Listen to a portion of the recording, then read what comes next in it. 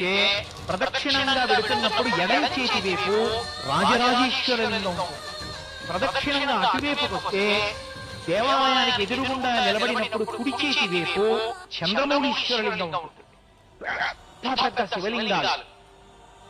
దేవాలయం లోపలికి వెళితే గోముఖీశ్వర లింగం ఉంటుంది. విఘ్నేశ్వరుడు వీరభద్రుడు.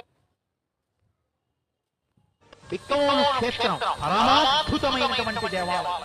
కనీ ఎరుగనటువంటి శివలింగాలు. దేవాలయంలో కడితే ప్రదక్షిణంగా వెళుతున్నప్పుడు ఎడమ చేతి వైపు రాజరాజేశ్వర లింగం ఉంటుంది.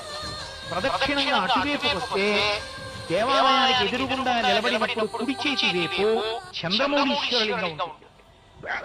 పెద్ద శివలింగాలు. దేవాలయం లోపలికి వెళితే గోముఖీశ్వర లింగం ఉంటుంది.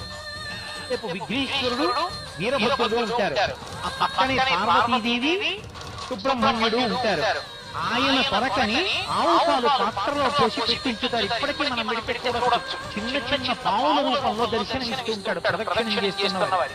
నాకు తెలిసి బిక్కవోలు క్షేత్రంలో సుబ్రహ్మణ్య షష్ఠి చేసినట్టు బహుశా ఆంధ్రదేశం మొత్తం మీద ఎక్కడ బిక్కవోలు క్షేత్రానిదే ఆ ఘనత.